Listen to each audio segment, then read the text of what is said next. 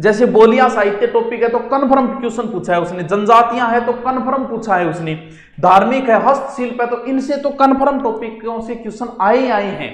चलिए देखते हैं। सबसे पहले ये है किसके, मैथ और रीजनिंग। यानी मैथ और रीजनिंग से पिछली बार आपके टोटल मिला के 25 क्वेश्चन आए।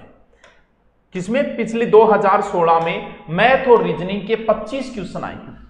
किस किस टॉपिक से आए वो आपके सामने ये रहे टॉपिक, यानी कोडिंग डिकोडिंग है, सीक्वेंस है, डायरेक्ट टेस्ट है, सीरीज है, ओड वन आउट है, वेनी डायग्राम है, जो भी टाइम एंड डिस्टेंस है, सिंपल है, एज है, टाइम एंड वर्क है, सीक्वेंस है, एलिगेशन है।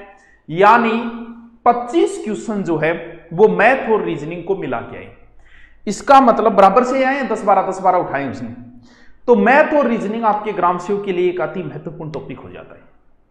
टोटल 120 क्वेश्चनों में से 25 क्वेश्चन इसने ओनली फॉर मैथ रीजनिंग से पूछे। इसका मतलब आप इसको हल्के में नहीं ले सकते, वरना ये आपको हल्का कर देगी। क्यों? क्योंकि बड़ा ही महत्वपूर्ण पार्ट है ग्राम सेवक के लिए। रीजनिंग मैथ अति महत्वपूर्ण है। ठीक है, बात समझ में? या रीजनिंग मैथ से अब सर हम कौन सी मैथ पढ़ें? तो आपको मैथ 10th लेवल तक पढ़नी है। जो भी प्रश्न आए हैं वो 10th लेवल तक के ही क्वेश्चन आए हैं। पीछे वाला पेपर मैं डाल दूंगा, अभी स्कैन मरवा के टेलीग्राम पे डाल दूंगा। जो भी क्वेश्चन आए 10th लेवल तक आए, रीजनिंग के भी जो भी आए वो नॉर्मल क्वेश्चन आए, लेकिन आए ज्यादा हैं। इसीलिए कल रीट का पेपर है, कोई रीट वाला बच्चा देख रहा है तो इसे न देखें। रीट वालों के लिए सिर्फ एक चीज बताऊंगा कि आप कल नेट बंद हो जाएगा, इसलिए वो मैप कैसे चलाना है तो वो लास्ट में कट करके टेलीग्राम पे डाल दूंगा। अपना टाइम खराब मत करो, रीट वाले मस्ती करो। ठीक है, चलिए अब बात आई पॉलिटिकल की। बात ध्यान तो यहां देना है बस। पॉलिटिकल से कौन कौन से क्वेश्चन आए, राजनीति विज्ञान से कौन कौन से, टोटल 12 क्वेश्चन आए हैं राजनीति विज्ञान के। अब देखिए, राज्यपाल नाम ही नहीं दे रखा था, 3 क्वेश्चन पूछे। हाईकोर्ट सिलेबस में नाम ही नहीं दे रखा था, 3 क्वेश्चन पूछे। मंत्री परिषद नाम ही नहीं था, 1 क्वेश्चन पूछा है। बाकी तो चलो ये टॉपिक दे रखे थे। अब आओ सिलेबस में देखियो पॉलिटिकल का।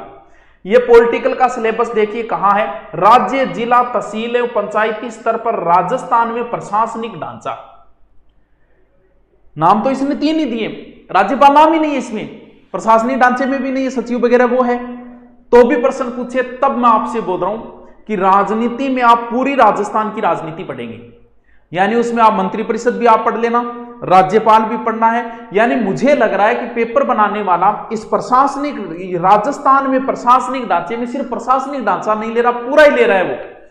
न्यायपालिका, कार्यपालिका, व्यवस्थापिका तीनों ही ले रहा है राजस्थान की।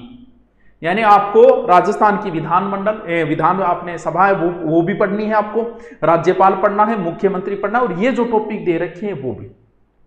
क्योंकि नाम तो नहीं है, देख लो पिछले वाले में भी नहीं था, इस वाले में भी नहीं था, फिर भी पूछा है। इसका मतलब आपको राजनीति विज्ञान पूरी पढ़नी है राजस्थान की। इंडिया वाले का कोई क्वेश्चन नहीं आया सिर्फ राज्यपाल इनसे है, तो आया राजस्थान से संदर्भ है। तो फिर देख लो सिलेबस में ना होके भी ये टॉपिक पूछे हैं, तो ध्यान रहे इन टॉपिकों को आपको देखने, क्योंकि राज्यपाल के 3 क्वेश्चन पूछे उसने, वही शर्तें वगैरह इस तरीके से करके। हाईकोर्ट का 1 क्वेश्चन, मंत्री, बाकी टॉपिक दे रखे हैं आपके। देखिए विधानसभा 2 क्वेश्चन आए, विधानसभा की 2 देख लो। सिलेबस में तो ये इतना ही था, और उसने पूछा है 3, 2, 5, 2, 7 क्वेश्चन। इसका मतलब आपको पूरी राजस्थान की पॉलिटिकल पढ़नी है, और हम भी पूरी पढ़ाएंगे आपके ऑनलाइन कोर्स में, और ऑफलाइन में भी पूरी पढ़ाएंगे, राजस्थान की पूरी पढ़ाएंगे। ठीक है, ओके। चलिए नेक्स्ट, करंट के क्वेश्चन 4-5 आए थे। 2016 का था तो 1-2 क्वेश्चन का हो सकता है, मुझे नहीं पता चला होगा कि ये करंट का है कि नहीं है। 5 मान लेते हैं, 4 है, 4 या 5 क्वेश्चन आए थे करंट के। बढ़िया क्वेश्चन थे करंट वाले भी, तो करंट के 4 से 5 क्वेश्चन आए थे पिछली बार में। ठीक है, करंट आप जो भी पढ़ रहे हो पढ़ते रहो। ठीक है, वर्ल्ड ज्योग्राफी के टोटल 6 क्वेश्चन थे, जिसमें 2 क्वेश्चन पर्वतों के थे, 1 क्वेश्चन महासागर का था, 1 क्वेश्चन वर्ल्ड जलवायु का था, 1 क्वेश्चन पारिस्थिति का था, 1 कृषि पारिस्थिति का था। यानी टोटल वर्ल्ड ज्योग्राफी के 6। वर्ल्ड ज्योग्राफी आपके सिलेबस में दे रखी है, बिल्कुल बाकायदा दे रखी है, बढ़िया सी लाइन बना के दे रखी है, तो फिर पढ़ना पड़ेगा। मैंने महाद्वीप और महासागर पूरे डाल रखे हैं, आप यूट्यूब पे भी देख सकते हो। ठीक है, ओके।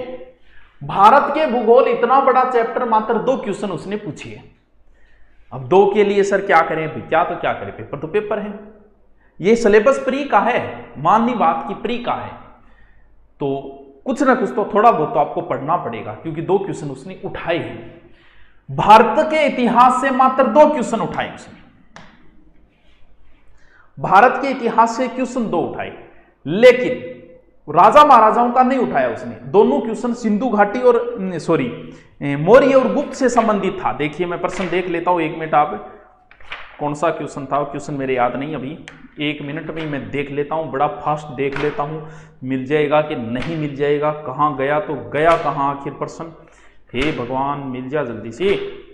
देखिए 2 क्वेश्चन जो हिस्ट्री के थे, दोनों क्वेश्चन बताता हूं, फिर आप समझ जाना क्वेश्चन हिस्ट्री में क्या पूछ रहा है वो।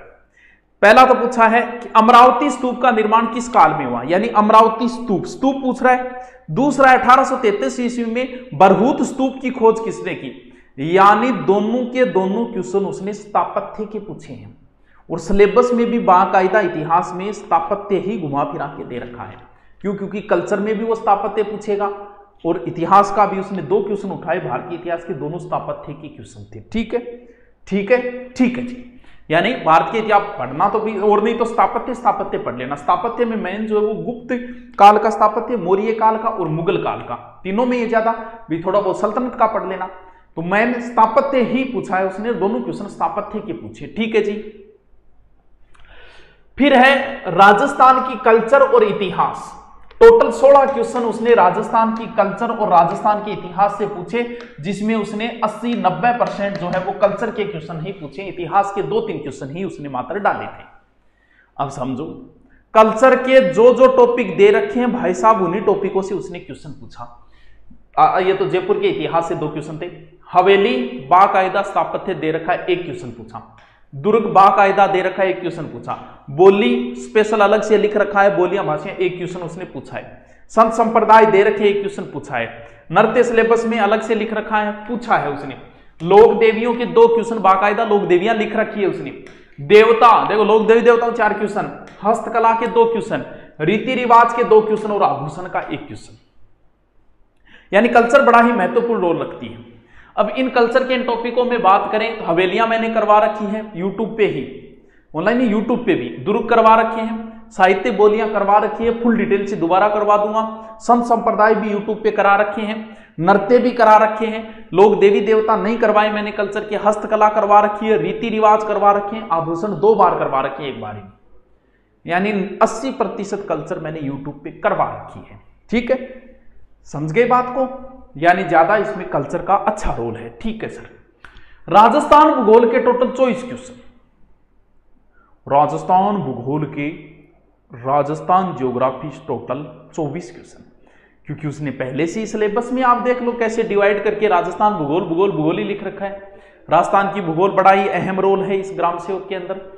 24 क्वेश्चन पूछे हैं, भौतिक प्रदेश से 1 क्वेश्चन, जलवायु टॉपिक दे रखा है 1 क्वेश्चन, मिट्टी का 1 क्वेश्चन, वन का 1 क्वेश्चन, मरुस्थलीकरण का। अब थाना 1 लागा प्रश्न तो 1 क्या होगा मुना, हर टॉपिक को 1 आओ तो ये नहीं कह सकता भौतिक प्रदेश से 1 आएगा मैं छोड़ दूंगा तो भैया के टॉपिक छोड़ देगो तुम, प्रश्न तो 1 क्या होगा टॉपिक हो। अकाल सूखा वगैरह स्पेशल दे रखा है 3 क्वेश्चन, पशुधन का 1 क्वेश्चन, कृषि दे रखा है 1 क्वेश्चन, सिंचाई 1, खनिज 1, उद्योग 1, जनसंख्या के टोटल 4 क्वेश्चन पूछे उसने। कुछ करंट के संदर्भ में पूछ लिए तो वो करंट मैंने ऊपर 4 लिखा है, वहां 6 भी कर सकते हो क्योंकि 2016 का था तो 2011 में जनगणना हुई थी। जनजाति के 4 क्वेश्चन, अब इसे आप कल्चर में भी ले सकते हो, ज्योग्राफी में ले सकते हो, ये आपकी मर्जी है।